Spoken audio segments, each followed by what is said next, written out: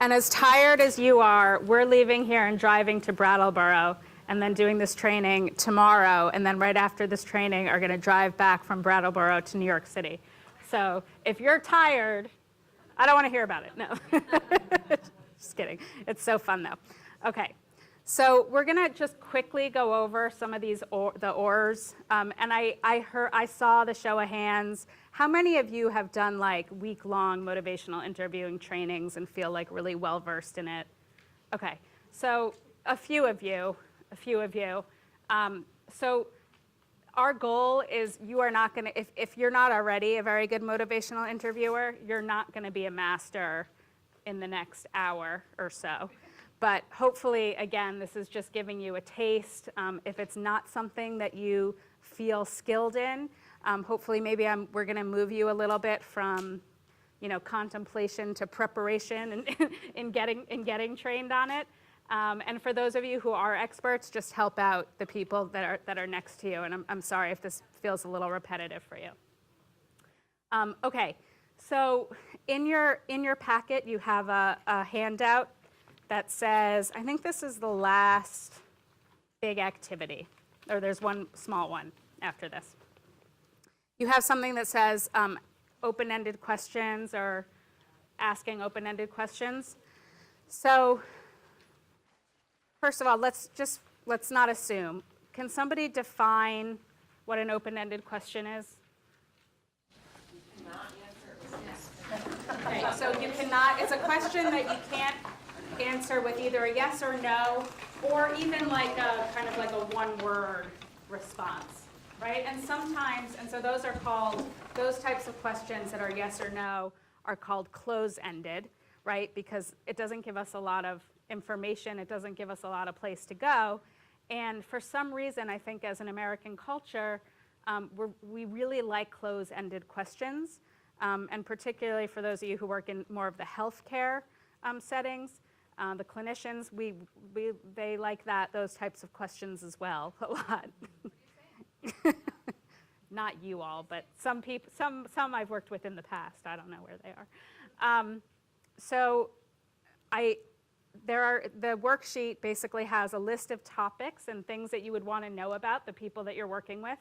So just take a few minutes alone or with a couple people near you, it doesn't really matter, and just come up with some questions that would be open-ended to get at these topics. How would you get information about these things in an open-ended way?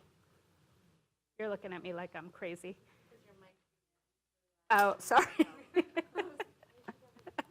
Sorry. I read your body language well, though, that you were giving me a signal not to scream. Okay, just for the sake of time, if you haven't finished, it's not a problem. Before we go over some of what you came up with, how was it? Not too bad, easy. Anyone think it was a little challenging? Yeah? Can you say more about like why you think that is, or? And they're all pretty much yes or no questions. Okay. So it's just habit, I guess. Okay, habit. Yep. So you're thinking, right, relying on what you're already doing, maybe. And are there any limitations to those questions? That's posed to everyone because I assume a lot of people have some close-ended stuff they're asking about. It's All not right. comfortable asking somebody about mental illness or drug and alcohol use. Okay. Or to understand how much they're telling you the truth, I guess. Okay, so sometimes it's a comfort issue, right? I've spent some time working with medical providers on screening for violence, and a lot of what I heard was, well, I don't want to ask because I don't want to know the answer, like in the sense that if someone says yes, and many people will, I don't know what to do. So oftentimes, like, we ask these close-ended questions, and we are sort of suggesting the response that we want. Like, do you guys have any questions? Right? Like, I'm kind of saying, like, no, let's move on, as opposed to what you'll hear me saying a lot is, what questions do you have? But if I'm pressed for time, I might say, we're good, right? Like, just like now. Okay, So here's some stuff that I came up with, but let's hear from you. Adherence to medications. Someone have a good one?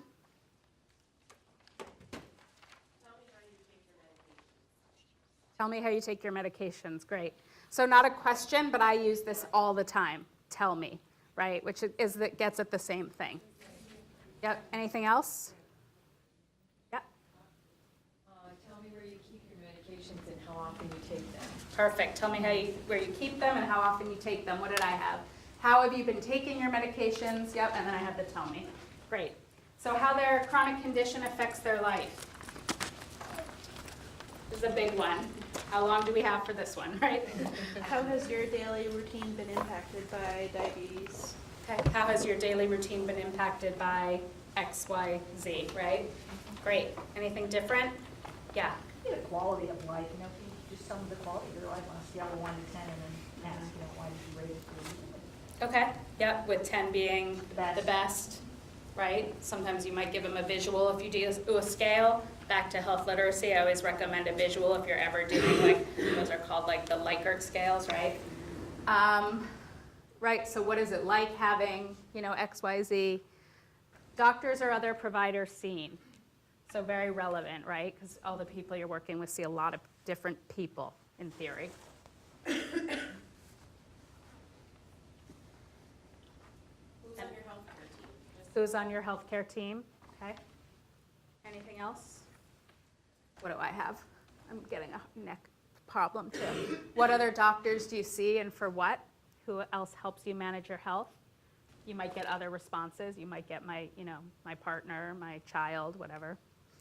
Diet or food.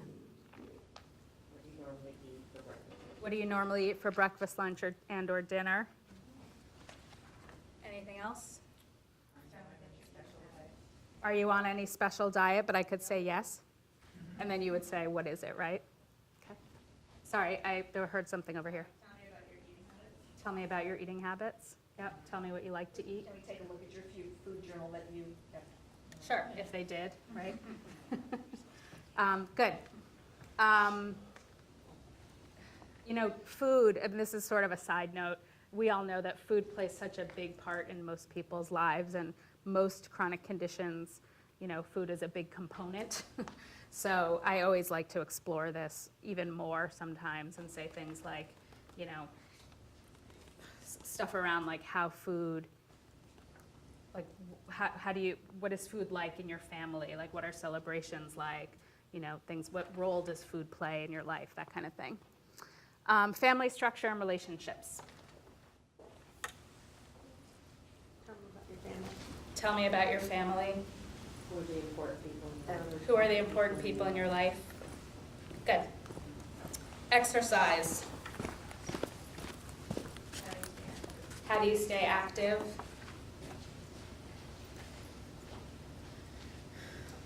Yeah. You might make it more general, just like what kind of movement do you have? What kind of movement do you have? Like exercise alone turns Yeah. people off. Yeah, and I like that you said movement, right? Because a lot of you talked about working with older populations that might look different than if you're working with someone younger. Job. What kind of duties do you perform at work? Okay, what do you do at work? Tell me where you work. Tell me about where you work. Okay, I had sort of generalized it more and say, what do you do for work, or how do you get money to pay for things, right? Especially because if you're working with people who may be doing things that are not like a formal legal type of job, right? So if you ask them about a job, they may not tell you they have a job, but if you ask them how they get money to pay for things, that might be a different response, right? Use of alcohol or drugs, other drugs. What do you have for that? Oh, sorry, I skipped the. Yes, no. Yep, you're right, it is. Do you ever drink alcohol or use other drugs? Yep, so sometimes it's appropriate to use close-ended, right? And then there's the follow-up, if they say yes. Can I ask Yeah. a question?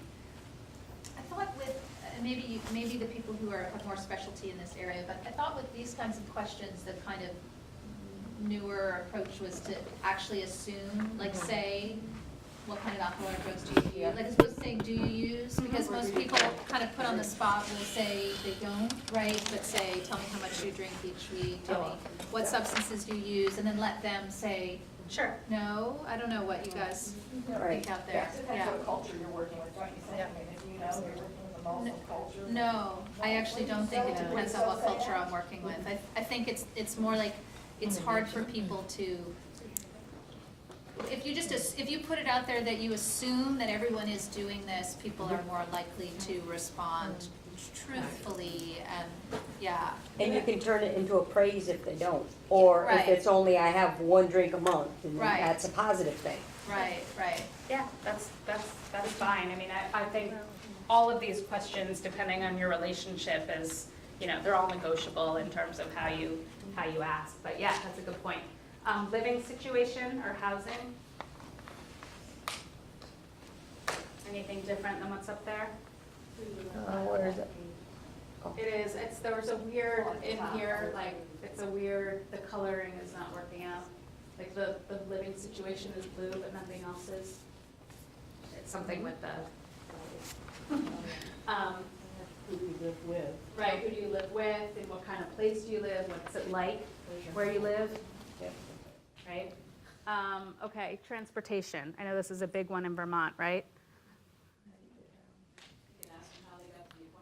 How did you get here today?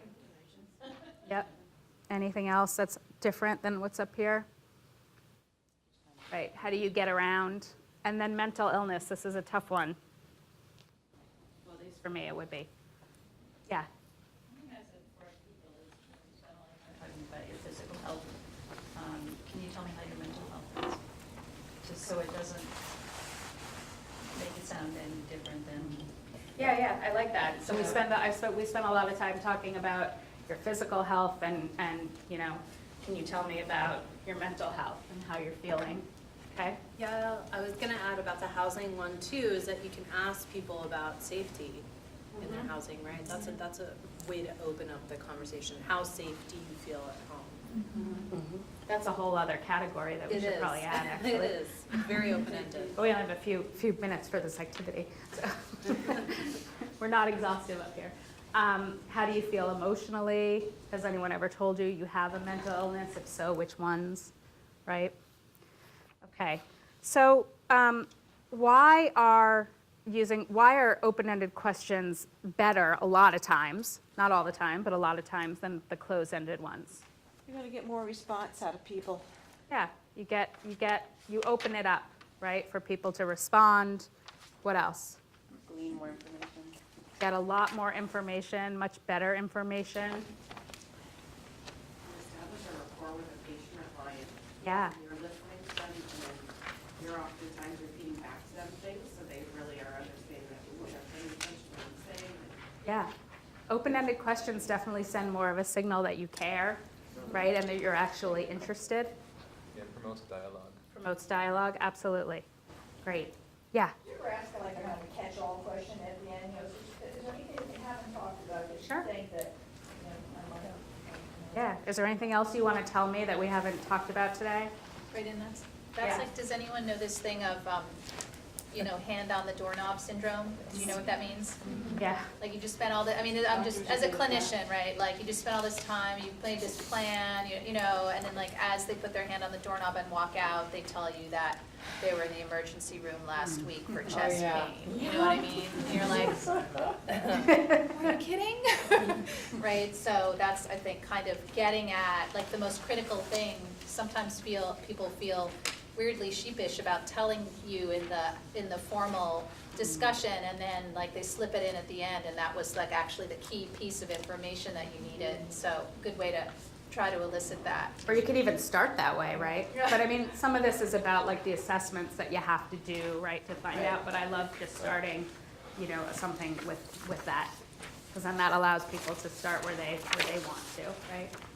All right, so we covered all of this, but really, right, telling their stories.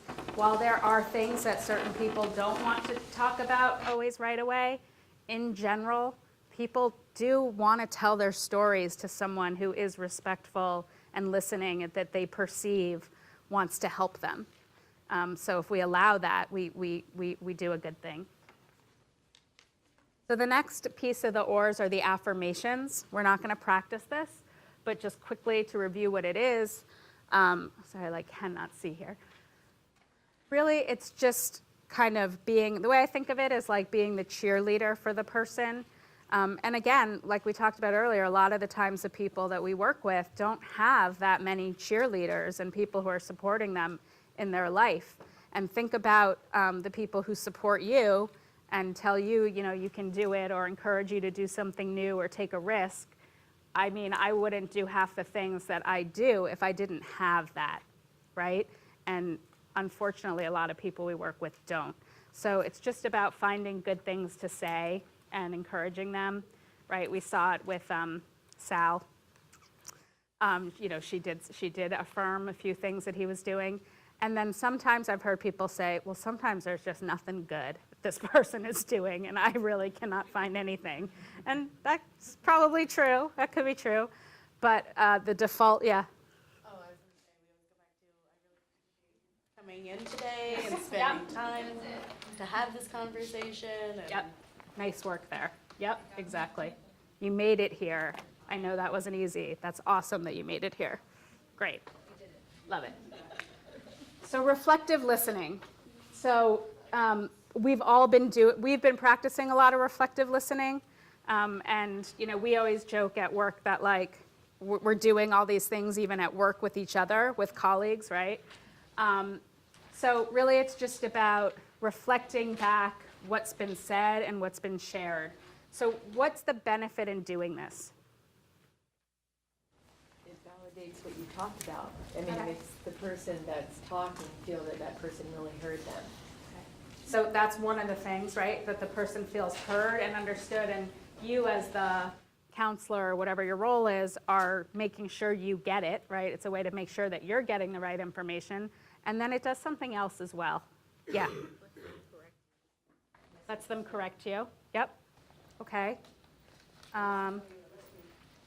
Sorry? It confirms that you were listening. Confirms that you were listening. It kind of also puts it out there so that the person that's speaking can kind of see it and reflect back on themselves and go, ooh, I don't know if I like that, or maybe I need to change Or that's not what I meant, really. Or, yeah. Or I said that, but that doesn't sound the way I thought it sounded in my mind. It's kind of like a mirror. It Yeah. reflects Right. back to them. Yeah. So we're going to do one quick practice of this because I think this is really fun to do. You're going to get another sheet with those value statements, those polarizing ones that you had to agree and disagree with. Find someone right next to you, if you can. Work in a pair. I'm going to choose one of the statements. One person's going to be the talker. One person's going to be the listener. done with these. For whatever statement I choose, that person is going to have to, so for example, if I choose number 4, the American healthcare system generally provides good care to most people, let's say that I personally disagree with that, I would, what's your name? Kylie. I would explain to Kylie why I disagree with that. I'll make my case, and then she's just going to practice reflecting back to me. And then we'll do that for 2 minutes, and then I'll pick another statement, and we'll switch roles. So why don't we do the number 4, the American healthcare system, and raise your hand if you don't have a pair. I don't know if anyone else? You're okay? Anyone else not have a pair? All right, do you want to come and join a group of 3? You're okay? Okay. Because you could join a group of 3. I'm happy to have you do that. Okay.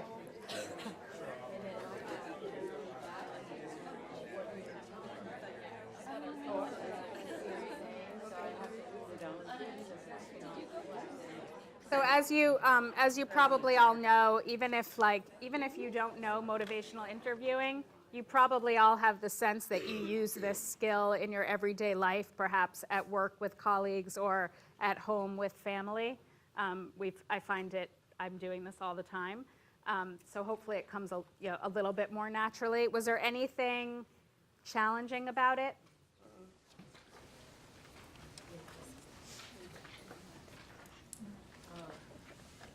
No? Yes. Oh, Interesting.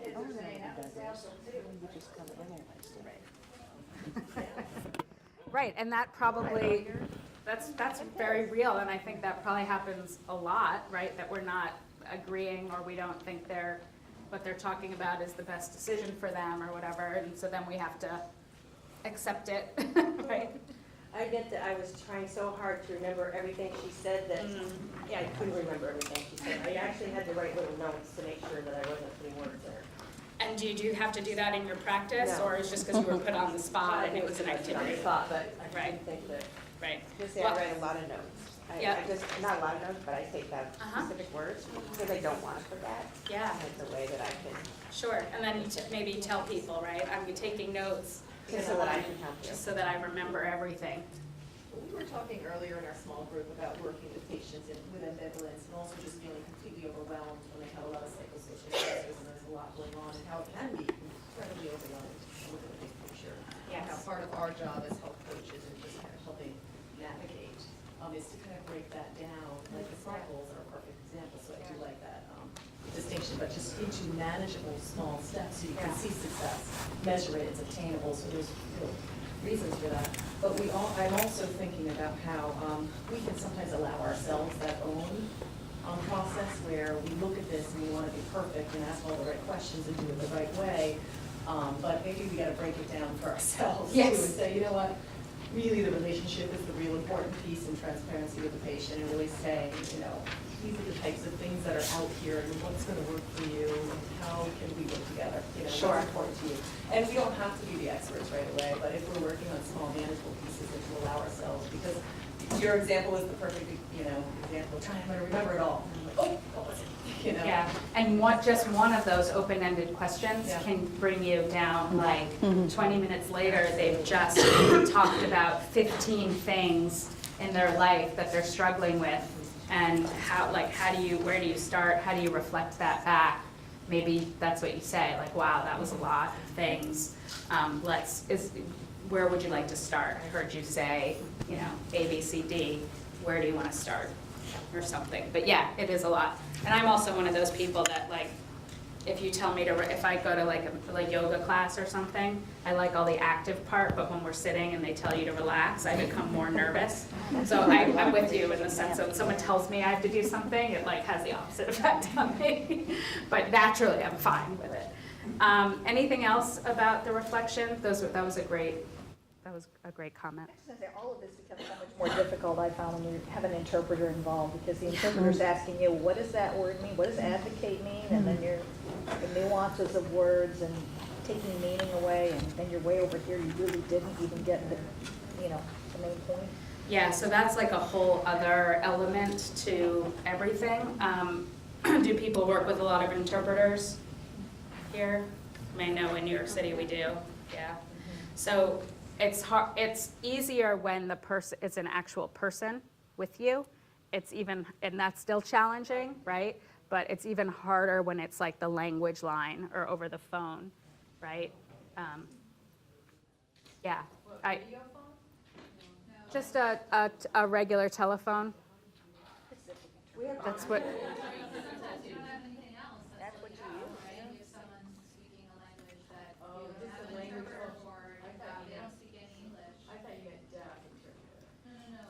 No. Swahili and you don't have an interpreter and they're there for a visit, you call it the language, you know, like some places that you can access any of. They have like 100 languages or something on demand, and they're available all the time. You call them up and you say, I need an interpreter for this language. I always struggled with it even more since I did a lot of education, and I used a lot of models and, you know, diagrams and like hands-on stuff, and it was like the person on the phone can't see what I'm doing. Right, so it got really complicated. So I hear you, and I think that's maybe we can actually put that on our list of day 3 things to talk about. Anything else on reflective listening? I have a question about the languages in New York. Sure. Have any idea what the most common second language is? Yeah. So it depends on the neighborhood. Yeah. But I mean, certainly, like most places you go in New York will have people who speak Spanish, and you'll have interpreters who speak Spanish. But I've worked in neighborhoods where it's primarily Southeast Asian. And at that clinic, there's no Spanish speakers. There's just all the different Southeast Asian languages. And maybe you get a nurse who can speak one of those languages or someone.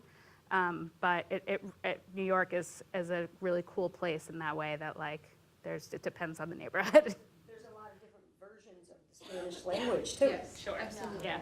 Like, I used to work in Washington Heights, and, you know, you have people from the DR, you have people from Mexico. In Mexico, there's many dialects, so maybe that Spanish isn't even really their first language. They speak a dialect or a Indian-based Mexican, language. Like, there's many versions. So, right, we don't want to just assume it's just Spanish. There's actually, in Jackson Heights, which is a neighborhood in Queens in the city, there's like I forget exactly how big, it might be like 6 or 7 block radius, that there's more languages spoken there than anywhere in the entire world. Wow. Yeah, so it's all, the rest of the country is getting to be like that too. Okay, so we did that. So summary statements, again, we're not going to practice, but these are statements that you're trying to use to kind of summarize your visit or your conversation and often move forward. So, right, like sometimes what I've seen with people who do who are starting motivational interviewing, they're using all the skills so well and they're doing such a good job, but the visit like never ends. Right? Because it's like you can always ask another open-ended question, and you can always ask, like, tell me how you feel about that. Or so summary statements are really important to kind of try to rein it in, because unfortunately we don't have all day. So sometimes it can be used to transition from one topic to another, but also I like to use them to really clarify, like, okay, these are all the things we discussed. Here's what you said. Here's what I heard. Here's what we're going to do moving forward. How does that sound? That kind of thing. All right. Let me see. All right. So we're actually done with motivational interviewing, but moving into health coaching, which is the final topic for the day. Yay. Does anyone want to say anything else about motivational interviewing before we move on? Okay. So with health coaching, there's no activities. We're just going to I'll be talking to you a little bit about some education stuff, and then we're going to watch some videos, and then we're going to get out of here. If you have to leave early, and I hope you don't, but if you have to, please, please, please fill out your evaluations. We really do look at them. We take them very seriously. The first time we were here with you, you all, not all of you, many of you wrote that, you felt the space was, not great, to put it politely. We also agreed with that, but we took that back to the state of Vermont, and even though they couldn't change it for this time around, this is the last time we're going to be in this space. So just as an example, like, we really do listen to your feedback and make changes where we can. So just a quick reminder, we covered some of this type of stuff 2 months ago. 50% of patients leave without understanding advice given to them. That's like a typical office visit. And in only 10% of patients, 10% of visits is the patient involved in the decisions made. Couple reasons why this happens, probably not new news to all of you, and why this program has to exist, is that oftentimes the provider is not clear with instructions. Okay, health literacy stuff, right? Using medical terms, scientific language, or the patient was never asked, what they thought about the plan. They were not involved. They did not have a say. So clearly, nothing happens. This was often a waste of time. So health coaching, and I'm a health educator, so I think of it as health education, but I guess there's a different term now. Really involves helping clients understand actions that affect their health and collaborating with them, right, to develop those SMART goals, to develop plans to help them, be healthier. So, it does teach self-management skills. It supports self-efficacy. It does educate about particular conditions. We're going to see in a minute. So evidence for health coaching. I put this in here because I'm like a research to practice person, so I want to see what the research said. This is just a touch of it, but you can see from this that there's been a lot of different studies done where they've used people trained as health coaches. Sometimes they're medical assistants, sometimes they're community health workers, sometimes they're people like me who are health educators. And in many, many studies, it shows that health coaches and health educators are really successful in helping people make changes that result in improved clinical health outcomes, and really and improved quality of life. So again, this is stuff that we know is happening, and so it's just kind of more ammunition to do more of it, I think.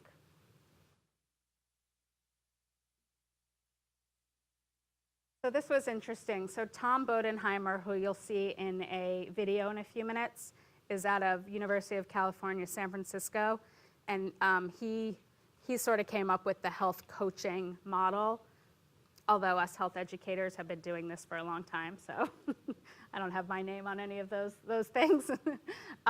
He's fabulous.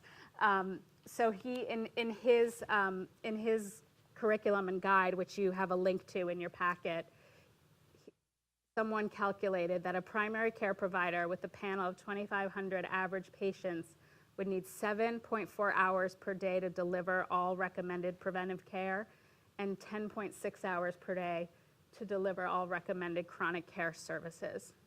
So this is just making the case that even with a clinician who is a fabulous educator, they cannot do this work.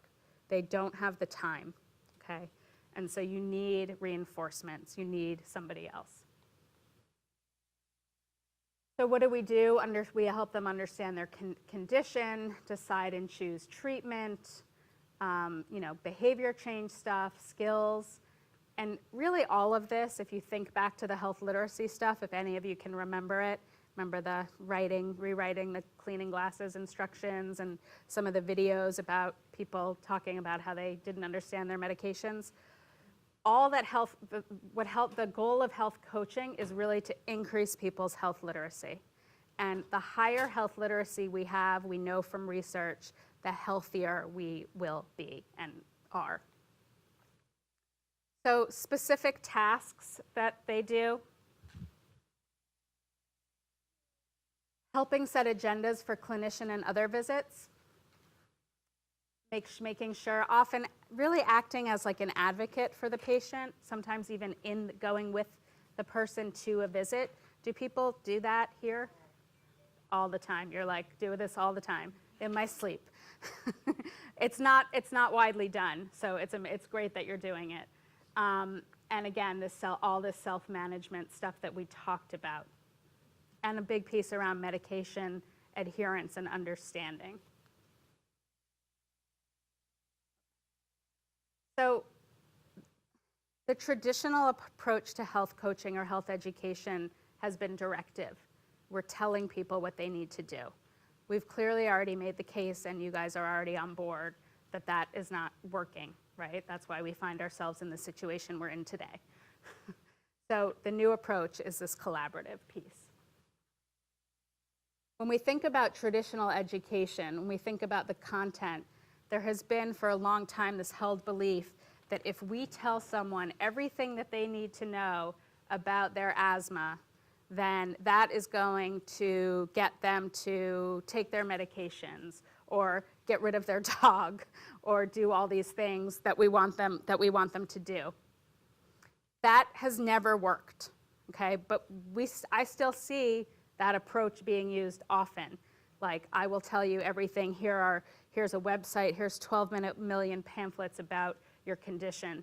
And at least in my experience, a lot of times people would say to me, that's too much. I don't really want to know. I just want to, what can I do about it? Like, I'm not gonna understand this in the way that, you want me to.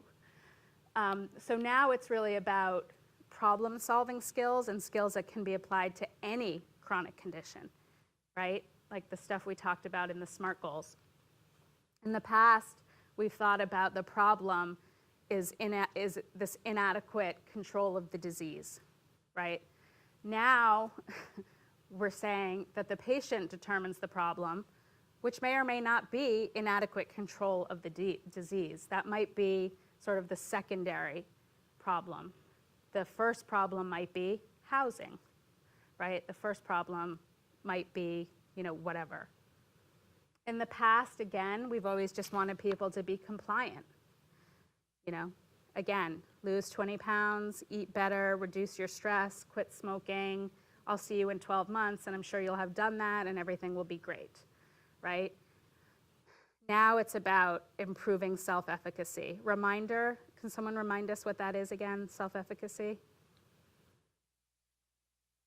How confident I feel that I can do it, right? So if you put me on a diet plan or something, how confident am I that I can adhere to that? I could be very confident, I could be not confident at all, or I could be somewhere in between. And in the past, it's been assumed that the best educator would be a clinical person. So I have a lot of things to say about that, which I won't really say, but there are some fabulous clinical educators, but we saw from the previous slide, they just don't even have the time. The other thing that I'll say is that other people who have spent, years and years of their lives learning health literacy stuff and health education techniques are better at it sometimes. Not always, but sometimes. So finally, there's this recognition that other professionals and some people that are not necessarily, had a lot of training, but can go through a particular training program, like a community health worker, can be just as effective, or even more effective, I should say. So a lot of people have questions about this. When do you use a health coach in a practice? And again, it can be in a clinical practice, it can be elsewhere. Let me just look at my time here.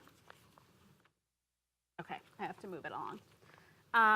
It can be before a visit, okay? It can be during a visit, or it could be after a visit. Really any of these times, and most people just kind of work with their practice to determine what's best. I have my own feelings about when I think it's best, but it doesn't, other people do it differently. I think before is the most effective because I've seen the educator getting all the information, helping them prioritize, and giving the heads up to the provider, and then the provider has that information. And then sometimes they check in after as well, or even if you have the luxury to go into the visit with a provider, that's really great as well. But again, any of these times can work. So we're gonna watch a quick video.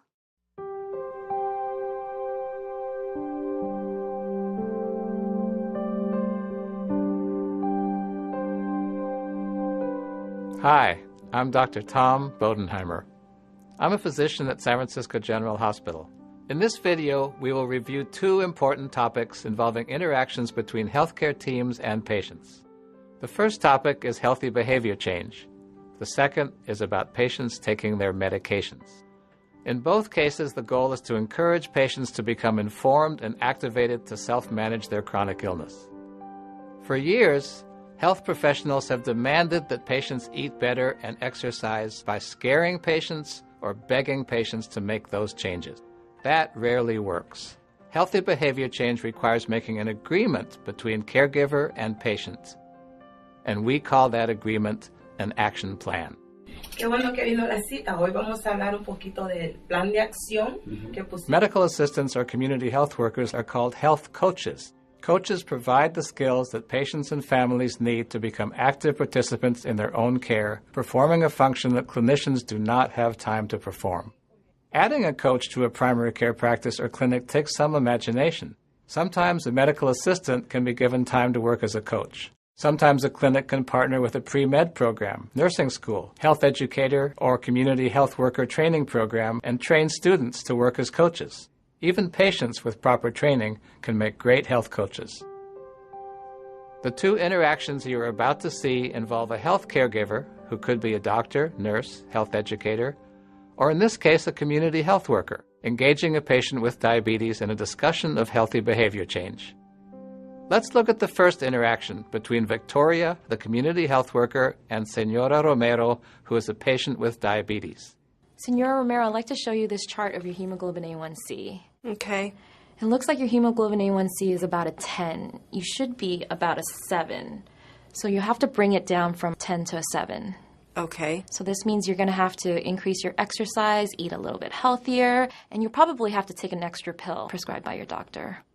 Okay. So put this graph on your refrigerator, and that should keep you motivated. Sure. What just happened? Victoria has no idea if Senora Romero understands or agrees with what has been said. It is doubtful that Senora Romero will do any of the things that Victoria recommended. In this dialogue, Victoria tells Senora Romero what to do and never asks what she thinks. Let's try it again. I would like to show you a graph of your hemoglobin A1C. Is that okay? Okay. Has anybody ever explained to you what this graph is about? I've never seen it before. Okay, do you know what a hemoglobin A1C is? No. Okay, so a hemoglobin A1C is a blood test, which gives us another way to measure how well your sugar is doing. This is a graph that measures your sugar over time. This red line right here is your hemoglobin A1C. This is where you should be. You want your sugars to be 7 or below. So 3 months ago, you were at goal at 7, but now you're at a 10, which is pretty high. Does that make sense? Yeah, so you're saying that I need to be at a 7 where I used to be, but now I'm almost at a 10? That's right. What do you think about that? Well, I don't like it. I want my number to be back to a 7. Is there anything that you feel that you can do to bring your hemoglobin A1C down to a 7? I don't know. It's okay. You have different options. Here's an action plan that we use for our patients here at this clinic. You can improve your food choices by eating healthier. You can increase your physical activity, or you can take your medications regularly. Is there something that you are willing to work on? I'd like to work on improving my food choices. Okay, maybe we can do an action plan around improving your food choices. Do you think there's something that you eat that causes your sugar to go up? Well, I do eat 5 tortillas with every meal. Do you think that brings my blood sugar up? Yes, it does. Do you think you can work on cutting down the amount of tortillas you eat? Yeah, I'll cut them out totally. Okay, that's good. But let's do a reality check. I just want to see how sure are you that you can stop eating your tortillas altogether. This is the scale we use to measure how sure you are. 1 means you're not so sure. 10 means you're very sure. Where do you think you lie in this scale? I'm about a 2. I don't think I could give up my tortillas. That's okay. We'll take it step by step. Okay, is there anything you can do about your tortillas that you feel that you can succeed at? I could eat 3 tortillas instead of 5. I'm 100% sure I could do that. So that can be your action plan. When do you want to start? Tomorrow. I need to get my A1C thingy down to 7 again.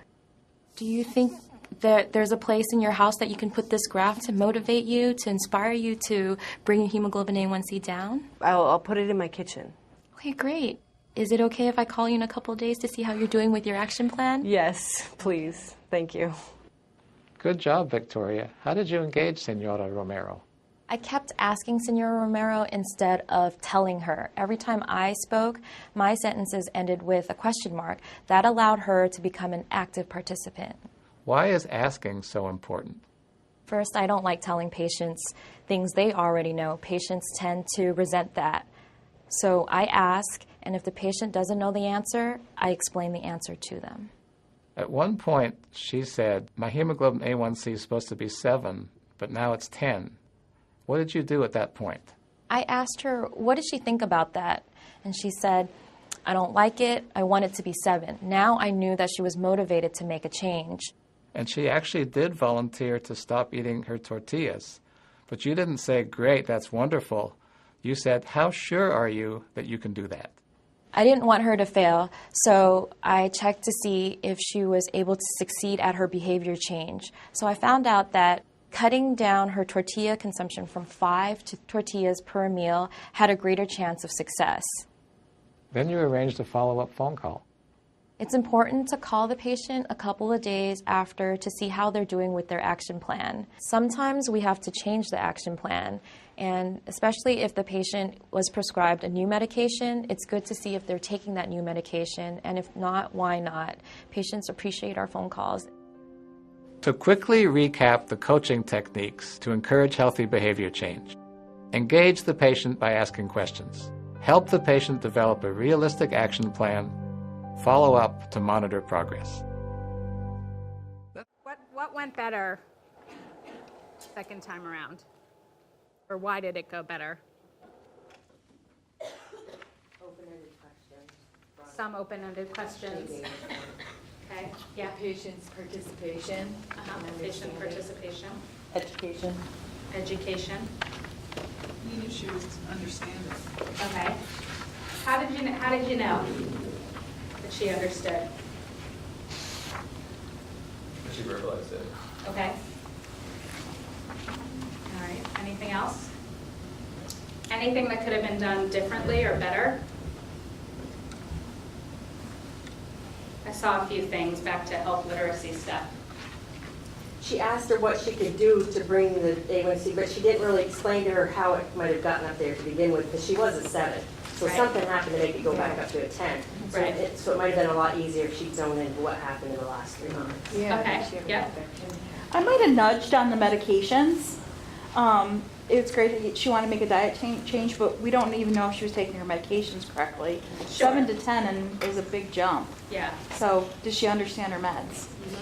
She didn't explain that it was, you know, a picture of over 3 months, which was, I thought was, you know, you need to understand what that's reflecting.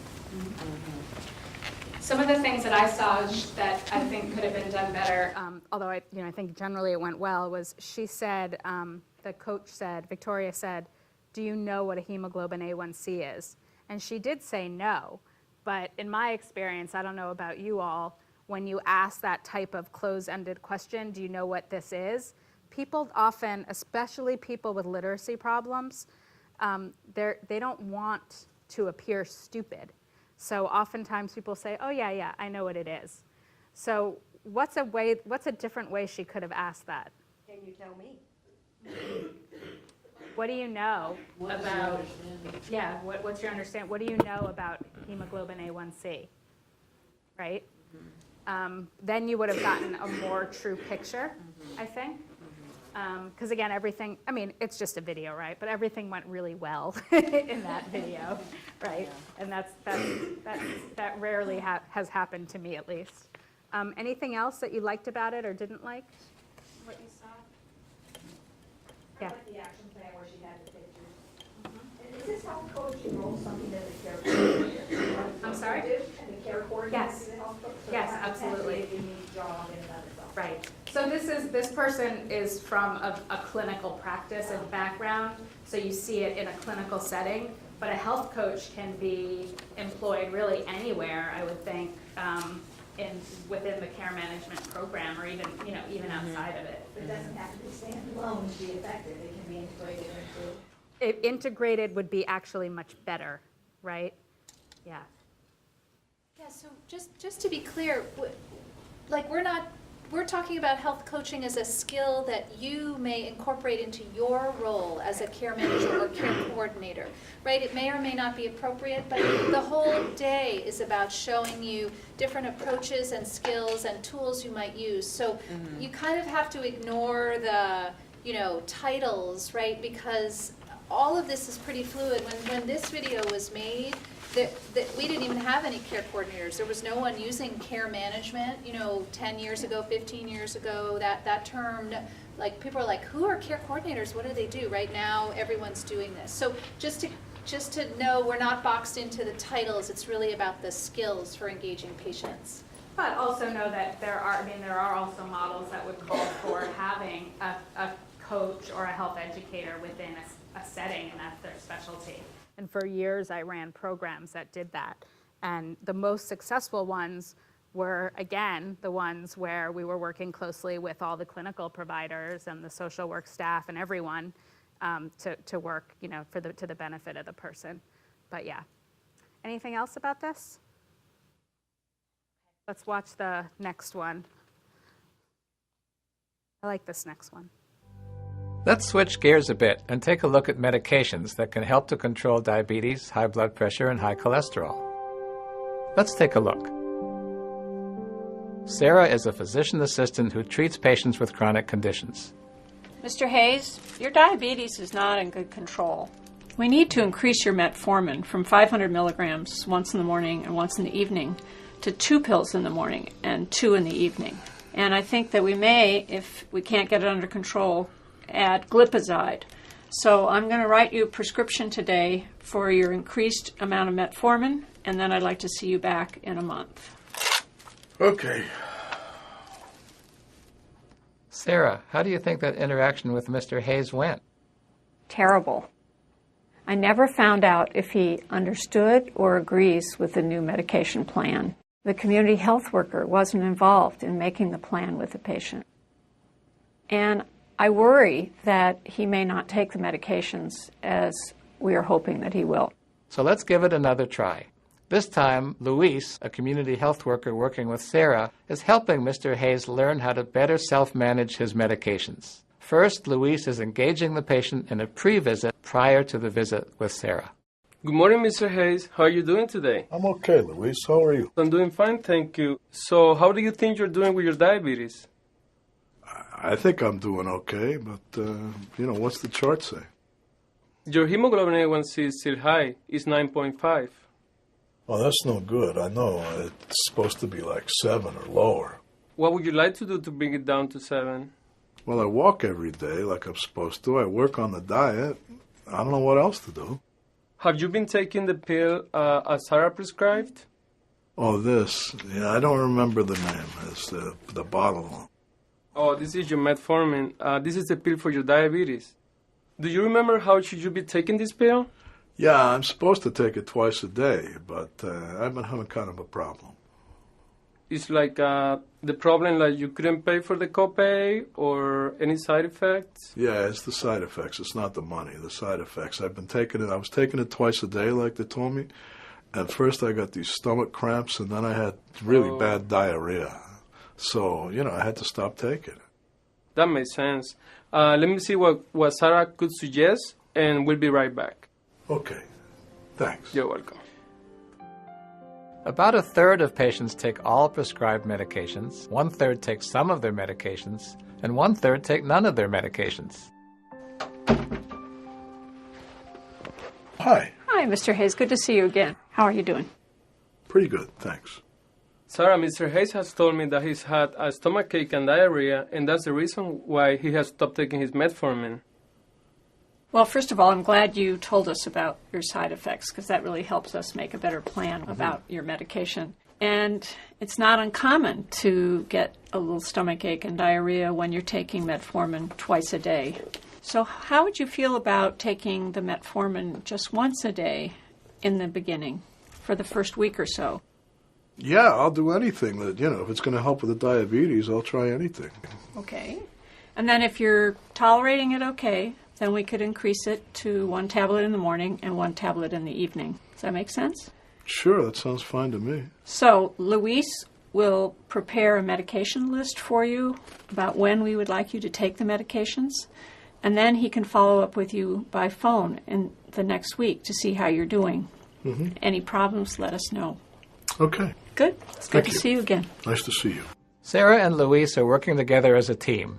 This is because clinicians, physicians, physician assistants, and nurse practitioners often have too many things to do in the 15-minute visit. The community health worker helps with crucial functions that would otherwise not happen.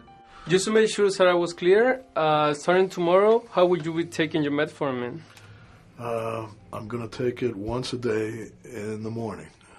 What if you're feeling fine? If I feel fine after a week, I'll start taking it twice a day. Once in the morning with breakfast, once in the evening with dinner. Great. Can I call you in a week to see how things are going? Please do. I'd be grateful.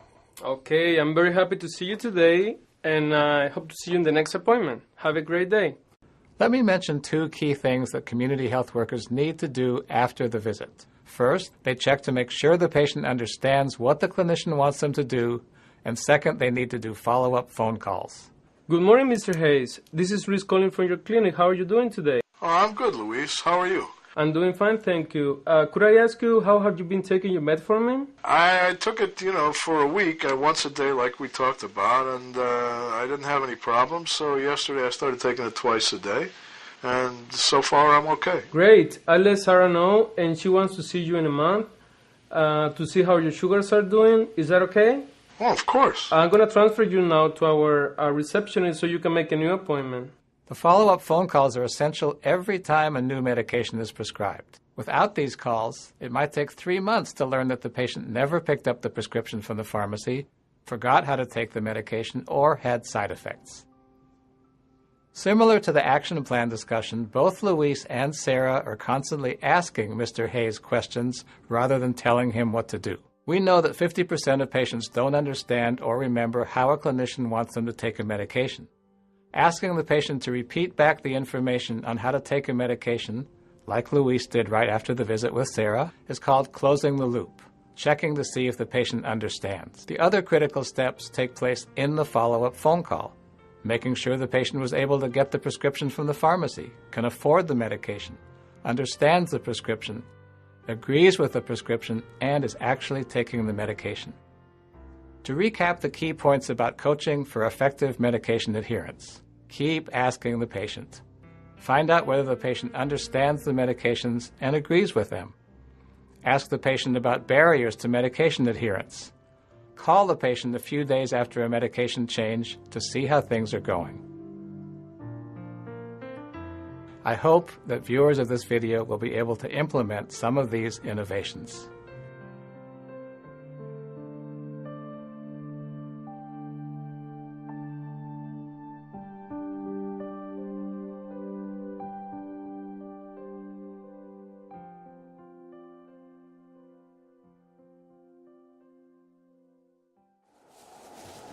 Adore Luis. So what did Luis do that was so effective?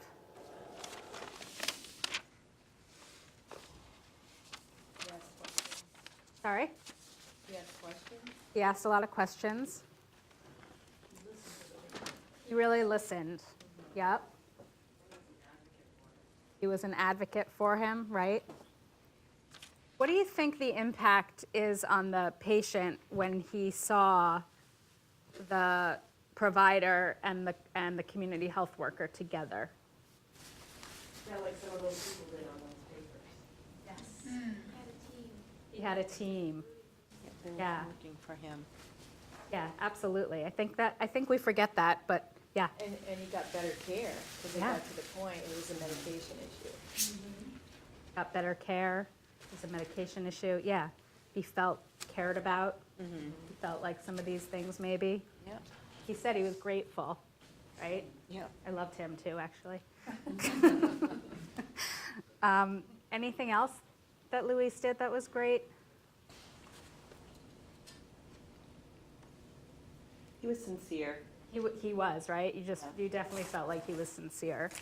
And what about the barriers? They talked about a couple of barriers for adherence. What did you think about that explanation? They said there was like 3. They said side effects, access, and what was the other one they said? Cost, which I put under access, but yeah. Okay, people not understanding the instructions, yep. Medication should have been explained to him before he got it, because I didn't side effects. I think they educated him on the new prescription before he went and got it. and that We might have would 3 avoided months. this visit. Exactly. Absolutely, yeah. Just a quick note on the adherence stuff. Those are not the only reasons that people don't adhere, right? And I think all of you understand that probably more than anyone else.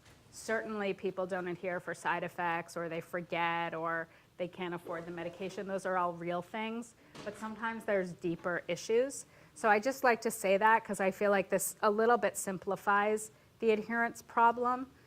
So like our mental health people, like what's another reason people don't adhere? Or, sorry? Depression. Long-term side effects of psychiatric medications right now. There's been whole books and studies about that. Okay. Some are just real sensitive to medication, they don't wanna take it. Yeah. Okay. Elderly people. Dementia. Sure. Or they take it and they feel better and then they stop taking it. Yeah, that's a good one. Beliefs sometimes about the medication. But then also I think we know that sometimes people don't, even if they're not depressed, may not take medication 100% correctly, because every time we take a medication, what are we reminded of? That we're sick, that there's something wrong with us. And, you know, for people who take multiple medications every single day, that's a lot of reminding us that, you know, we're not in optimal health. There's something wrong with us, and we don't really want to feel that way, right? None of us want to feel like we're a patient or that we're sick. So I just mentioned that because I feel like this simplified it a little bit. What else?